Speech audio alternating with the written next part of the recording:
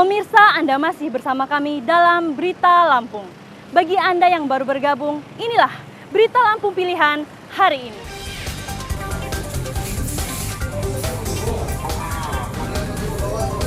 Dua warnet yang dijadikan sarang judi daring di Bandar Lampung digerebek polisi, 6 pejudi ditangkap.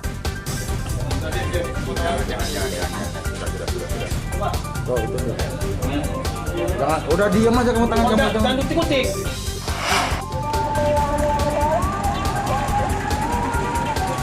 Jalan raya lintas Rumbia Lampung Tengah rusak selama belasan tahun.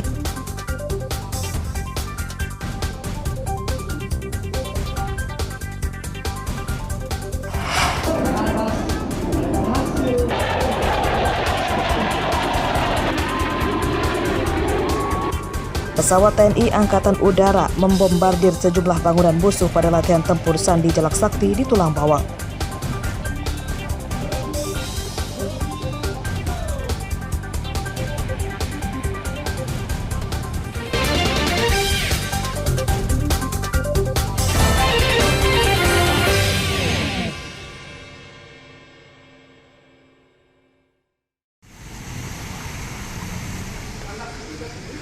Rektor Unila nonaktif Karomadi yang ditahan KPK menyewa 2 pengacara sebagai penasihat hukum, yakni Handoko dan Resmen Kadafi asal Bandar Lampung.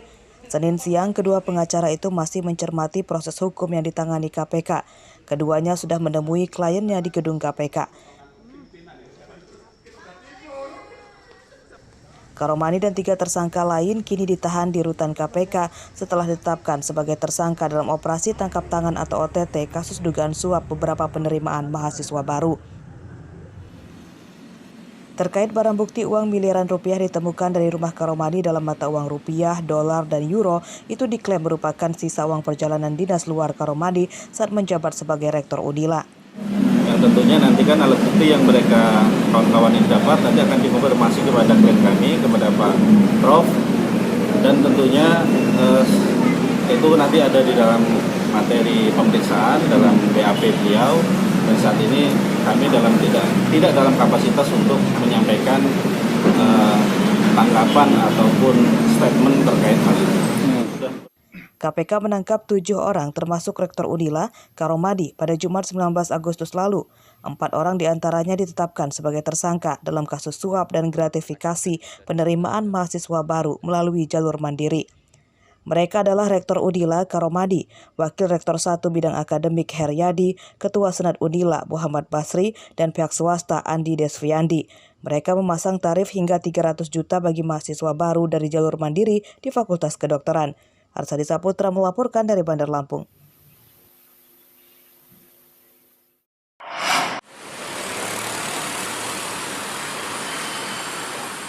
Pemkot Bandar Lampung memiliki utang 150 miliar rupiah kepada rekanan atau kontraktor. Sebagian hasil pekerjaan mereka belum dibayar.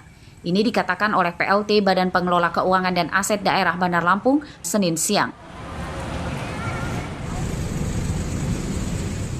Utang terbanyak kepada kontraktor yang mengerjakan proyek infrastruktur di Dinas Pekerjaan Umum dan Dinas Pendidikan.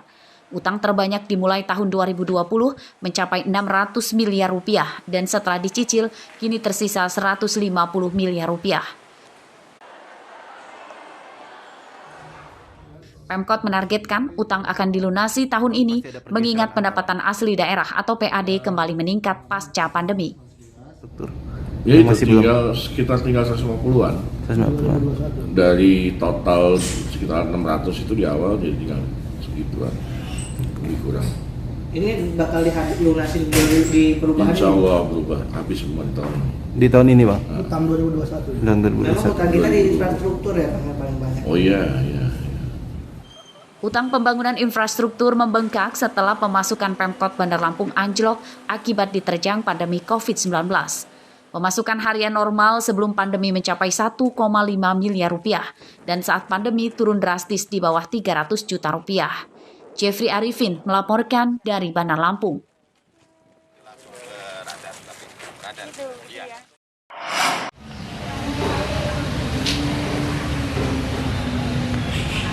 Harga telur terus naik seperti terpantau di Pasar Sari Nongko, Kabupaten Pringsewu pada Senin siang.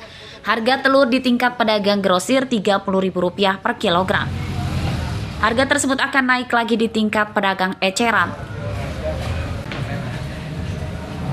Kenaikan harga telur karena pasokan dari agen berkurang drastis sejak 2 pekan lalu. Harga telur saat ini terbilang yang paling tinggi selama beberapa tahun terakhir. Sebab harga telur biasanya di bawah Rp25.000 per kilogram. Bahkan 26 ya termasuk tinggi juga. Dulu kan pernah 20 pernah, 21 pernah. Tapi yang paling tinggi ya ini, paling tinggi ini. Ini harga di grosir ini ya, 29 ya.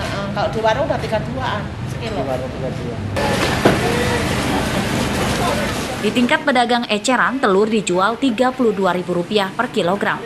Dampak kenaikan harga telur, omset pedagang ikut menurun sebab banyak warga yang mengurangi pembelian. Kisar 28, 29. 29. Ini Berapa hari ini? Hari ini jual. Ini sama aja. 29. Ini di tingkat pengecer atau di pengecer? 29 di sini. Ini udah kenaikan ini harga normalnya berapa sih sebelumnya? Tadinya ya, harga normalnya itu 27 kan. 27 harga normalnya. 28, sekarang malah naik. Kenaikan harga telur karena tingginya harga pakan yang mencapai hampir Rp400.000 per sak. Padahal sebelumnya di kisaran Rp300.000-an per sak. Banyak peternak ayam petelur yang gulung tikar. Dampaknya pasokan telur dari peternak berkurang. Andre Kurniawan melaporkan dari Pringsewu.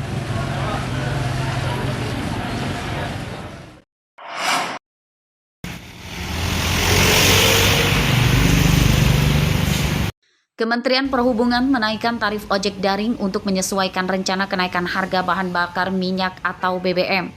Aturan tarif baru ini disambut gembira para ojek daring di Bandar Lampung. Senin siang tarif baru belum diberlakukan di Bandar Lampung. Menurut para ojek daring, tarif yang diberlakukan saat ini sudah menguntungkan dengan syarat tidak ada kelangkaan dan kenaikan harga BBM. Jika tarif baru diberlakukan sebelum harga BBM naik, keuntungan mereka akan bertambah. Kalau untuk sekarang kan Bandar Lampung kan masih belum ada kenaikan. Ya mungkin udah ada jadwal tapi ya mungkin masih mundur. Ya mudah-mudahan aja ke depannya bisa dinaikin, bisa merata gitu. Alhamdulillah Bang ya kalau ada dari kenaikan dari Kemenhub karena memang membantu perekonomian kita juga. Ya apalagi ya terutama di masa sekarang ini kan masa pandemi ya kita masih tetap tambah lah. Penerapan aturan baru tarif ojek daring yang dikeluarkan oleh Kementerian Perhubungan dimulai Senin kemarin 29 Agustus 2022. Aturan diberlakukan pertama di wilayah zona 1, Pulau Jawa dan Bali. Tarif ojek daring naik Rp450 per kilometer dari Rp1.850, kini Rp2.300 per kilometer. Biaya jasa dari Rp9.000 naik menjadi Rp11.500. Jeffrey Arifin melaporkan dari Bandar Lampung.